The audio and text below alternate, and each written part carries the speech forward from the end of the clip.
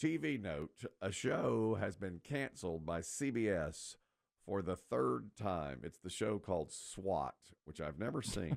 Okay? Oh, wow. So here's what happened. They canceled SWAT 2 seasons ago, and fans did an online campaign to get it saved. So they said, all right, bring it back.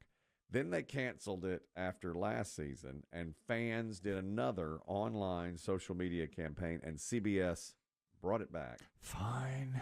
And now, for the third time, they have said, this is it. We are cutting SWAT. I am somewhat embarrassed to say that I know nothing about the new iteration of SWAT. Who's the main face of it? I need to look on that. It's a guy I had heard of. Isn't he that really good-looking black dude? Yes. I can't remember his name. He's a really good-looking black guy. Yeah. I know that. You're exactly right. I don't think we should be saying this. I forget. Is it Shamar or Shamar Moore? Moore, that's right, yeah.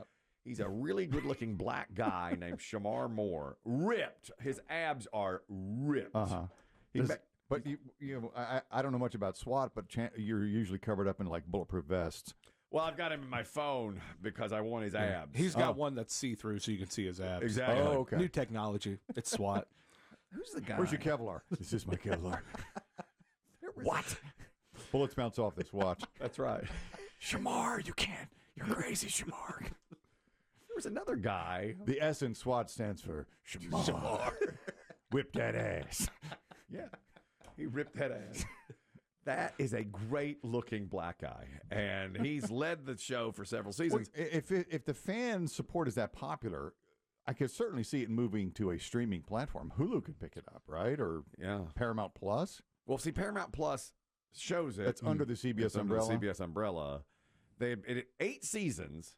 Two times it's been saved, and they have 8 episodes left that you can continue to watch. But already an online campaign has been, and CBS says, no. We are not bringing back Shamar and his abs. Not this time.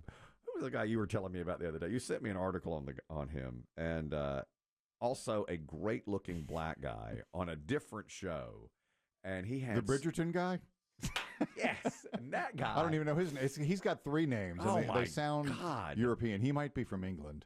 That guy is in such great shape, and he has 3 different gyms. That's 3. That's why Chris Demm sent me his article. Yeah. He's more obsessed than you about his body. He has 3 different gyms, and I thought, I've got But look to at do his that. payoff. Oh, my God. The payoff. The Bridgerton dude. Was unbelievable. The payoff was so good because his abs were so good and his muscles.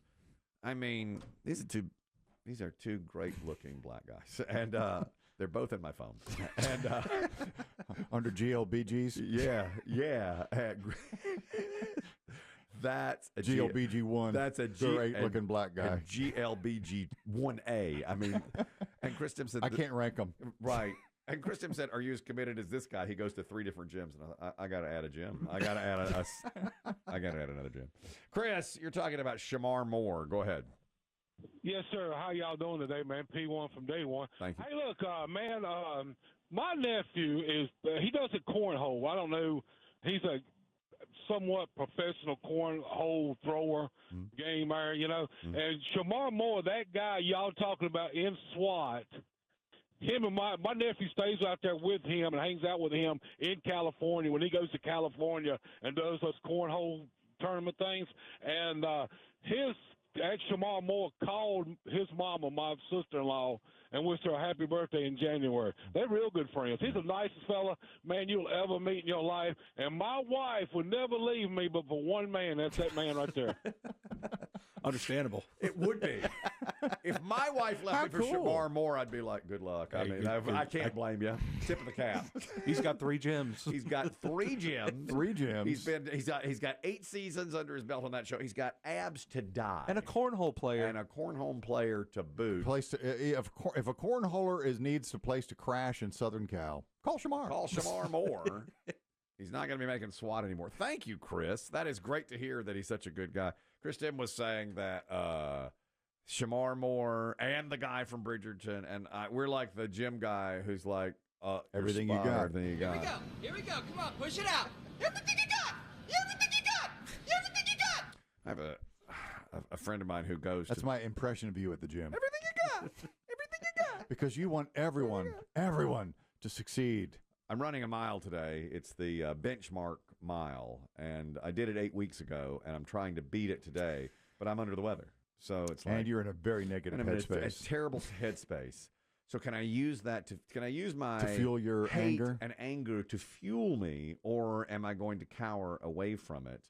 I've even thought about skipping today, but Oh, it's don't not- even. No, Come on it's now. not something I would do. What if you slipped and stumbled and fell off the treadmill? I just was talking to a guy, a friend of mine named Brian, who said he was at Planet Fitness probably 10 years ago, and he happened to be working out next to a guy who played offensive line for, at that time, the Washington Redskins. And I forget the guy's name, but they were on the treadmill together, and they were jogging lightly. And the guy from the Redskins, he said, he looked like a Redskins player. Obviously, he's a lineman. He's huge. He's got big muscles. So after a few minutes, they had known each other. They'd seen each other in the gym a few times off season. And the Redskins player said to my friend Brian, "Hey, I'm getting ready to go bench press. Would you mind spotting me?" And Brian fell off the treadmill. And the next thing he remembers is like coming What? to, and a hazy looking guy above him going, "Are you all right, man?" Because he literally fell off the treadmill. How could you bench press an NFL player You can't. or spot? I don't think you can spot. But What is he going to lift? 400 pounds? Yeah, he's- Everything he's got. Here we go. Here we go. Come on, push it out. Everything you got. Everything you got. Everything you got. love that. That's the role of a spotter. That's what the spotter does. Everything you got. Everything you got. You try to push the. I need somebody yelling at me today while on the treadmill to go faster and try to give it everything. BB Shea, you busy? Can you fill in? I was going to have Biggie do it. You might want to call Barry. Barry pulled calf muscle. That's right. Yeah, he's been limping on that the past couple days. By the way, Barry's up in HR here, and I told Kristen I witnessed the calf strain. Oh, no. Well, I heard it more than saw it. I was about 6 treadmills down, and suddenly I heard, "Ah!" Oh, no. Man down? And I saw Barry limping off, that.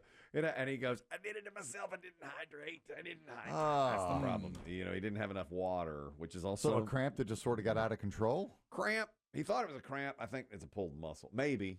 So he's out for a little while. I think he'll be back. He says later in the week, but it's getting slightly better. But cramp at first, he said. When we talk about athletes and health, we don't talk about NHL hockey very much, but Alexander Ovechkin is doing something, if you're in the hockey world, that it was deemed unthinkable. He's about to break Wayne Gretzky's goal scoring record for his career. Yes. Ovechkin broke his leg this season. Yeah, how about that? Yeah. Broke his leg. He missed, I think, 6 weeks with a broken leg and is back on the ice. Back. 6 weeks. Yeah, the hockey players are tougher than most. They in are. fact, they're probably the toughest athlete.